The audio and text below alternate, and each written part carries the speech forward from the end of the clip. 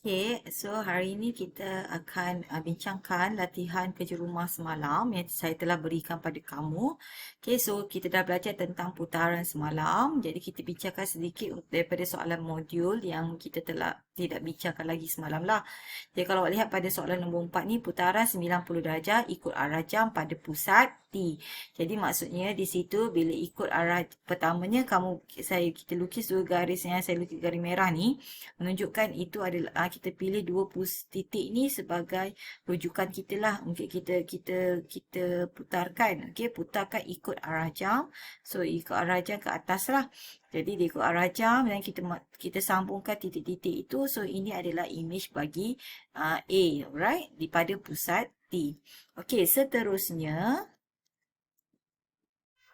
seterusnya untuk soalan nombor 6, putaran 180 darjah. Jadi bila 180 darjah, jadi kita pilih satu titik lah. Kalau awak lihat di sini yang kita ambil titik yang bucu dia tu. Okey, so titik yang bucu tu inilah ni yang kita refer sini. So sini satu, so dia akan kat sini. Okey, jadi kita ambil pula yang ni. Kita bucu, so sini dia punya image. Okey. Jadi kita andaikan dia putar sebanyak 180 darjah. Jadi kat sini akan jadi di bawah. Okey, kemudian yang ni dia jadi ke atas. Alright. So itu untuk apa putaran 180 darjah pada pusat W. Okey, seterusnya kita lihat pada jom cuba 11.4, okey, iaitu latihan pada buku teks. Okey, kita lihat pada latihan buku teks. Okey, untuk pertama yang 1A dia kata perihalkan putaran di bawah berpusat di P jika A ialah objek dan B ialah image. So kita tengok kat sini B adalah image, A adalah objek. So kita lihat, kita dapat tahu bahawa okey, macam saya kata pada semalam, okey, dalam menghuraikan tentang putaran, okey, pertama kita kena nyatakan dia punya sudut. Kemudian kita kena nyatakan dia punya arah ikut jam lawan jam, okey, pada pusat mana. So tiga aspek yang perlu kamu nyatakan apabila kita perihalkan putaran. Okey, so maksudnya di situ kalau untuk kes ni kita kata putaran, okey, untuk A putaran apa 90 darjah. Okey, B dia adalah ke kanan kan. Jadi maksudnya itu adalah ikut arah jam. Okey, pada titik P. Okey, itu untuk 1A. Alright. Kemudian kita lihat kepada B pula. Okey, kita lukiskan dia supaya kita boleh nampak dia sudut berapa. So kita nampak di situ A ke B adalah 90 darjah. So putaran okey 90 darjah. So lawan arah jam. Okey, pada titik P.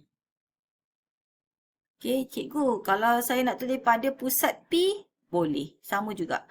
Okey, so ataupun berpusat pada titik P, boleh juga. Sama je. Janji tiga perkara tu kena ada, kan? Apa sudut kita nyatakan, arah kita nyatakan dan pusat tu di mana. So tiga tu ada, doesn't matter. Okey, so untuk C, okey, putaran. Tak payah tulis pun kita boleh nampak kot. Okay, so B di sini. So kita kata putaran 90 darjah. Dan ni. So 90 darjah. Okay, lawan arah jam. Okay, pada titik P. Okay, and then the last one. Putaran 90 darjah. Okay, ikut arah jam. Okay, pada titik P. Alright. So, saya rasa tak ada masalah untuk kamu. Tapi kita boleh semak sama-sama. Okay. So, macam saya ulang kata, kalau tiga-tiga tu ada, boleh. Okay. Alright. Okey, kemudian kita lihat pula pada soalan nombor 2. Okey, masih lagi memerihalkan putaran. Okey, cumanya di sini kalau tadi kita perihalkan titik. So now kita akan melihat kepada objek, kepada image. Dia bagi kamu gambar rajah lah. Jadi yang pentingnya di sini kamu kena tentukan mana satu titik objek, mana satu titik image berdasarkan gambar rajah diberi. So kamu boleh pilih mana-mana. Kalau macam soalan A tu dia ada 4 bucu, mana-mana bucu kamu boleh pilih. Jadi di sini kita tengok saya nak tentukan ini bucu dia lah. Bucu yang saya nak guna pakai. Okey, kalau kamu nak guna yang lain pun tak ada masalah. Dan kita lukis sampai ke pusat putaran. Okey. So di situ kita dapati bahawa ia adalah putaran. Okey, 90 darjah. Okey, kemudian dia arah dia ke bawah kan. Jadi maksudnya ikut arah jam. Okey, pada titik P. Alright, itu menyatakan putaran bagi soalan A lah, Q kepada Q prime. Okay, so now let's kita tengok pula pada R. Kalau awak lihat R ni dia garis di sini, kemudian sini. Jadi kalau awak lihat di situ, putaran dia adalah berapa? Bukan 90 jadi putaran dia adalah 180. Jadi kita tulis di situ putaran 180 darjah. Okey, macam saya kata semalam, bila kata 180 darjah, tak perlu dah nyatakan ikut arah jam ke lawan arah jam. Kenapa? Sebab kalau lawan arah jam pun sama, ikut arah jam pun sama. Dia tak mengubah kedudukan image tersebut. Jadi maksudnya kita tak perlu nyatakan pun. Tak salah pun kalau kita tak nyatakan. Okey, kita just kata sudut putaran 180 darjah pada titik P. Okey, pada titik P. So, dua tu sajalah. Itu untuk kes putaran 180 darjah sahaja. Kalau 90 darjah tak boleh. Okey. Alright, kemudian kita lihat pula pada C. Okey, C dan juga D. Okey, C juga adalah 180 darjah. Kan? Kalau awak tengok pun awak tahu dah. So, kita kata putaran 180 darjah pada titik titik dia dah bertukar. Titik dia dilabelkan sebagai T. So, tulis pada titik T. Okay. And then untuk D pula, kalau awak lihat di sini, dia macam ni kan. So, tugas awak kena nyatakan titik pusat putaran dia. Okey, titik koordinat pada pusat putaran. Jadi kita tentukan di situ sekejap ya. Okey, pada D tu saya dah tentukan mana titik objek dan titik image. Jadi maksudnya sekarang ni kalau awak lihat ini adalah titik objek, ini adalah titik image. So kita nak tentukan di manakah pusat putaran dia. Jadi kalau kita tengok di sini yang sesuainya adalah di sini kelas. Sebab jarak dia akan dapat 90 darjah. So dia bukan 180 darjah dia 90 darjah. Tapi kita kena tentukan di mana titik koordinat dia. So kita dapati ia berada di sini. Okey, kalau kita tengok yang lain pun, okey untuk contoh yang ni okey dia 4 unit. 1 2 3 4 unit. So dia naik ke atas. Juga adalah 4 unit. Jadi maksudnya inilah titik yang paling pusat putaran yang betul pusat putaran bagi kes inilah. Jadi kita dapati pusat putaran itu pada titik asalan. Kamu dah belajar tentang koordinat kan? Jadi ini adalah titik asalan. Okey, jadi kita boleh katakan di situ putaran okey, 90 darjah. Okey, ikut arah jam ke lawan arah jam? Kena nyatakanlah sebab dia 90 darjah. Jadi S ke S prime kat sini. Jadi ikut arah jam. Okey, pada titik asalan. Okey, ataupun ada siapa nak cakap, cikgu, kalau saya nak tulis pada 00. Okey, dia tak nak tulis titik asalan. Dia nak tulis 00. Boleh juga. Okey, dia tak nak sebut titik asalan, nak sebut kosong-kosong pun boleh, nak tulis titik asalan pun diterima. Okey, jadi dua-dua tu boleh diterima. Boleh eh? Jadi itu menyatakan perihalkan putaran.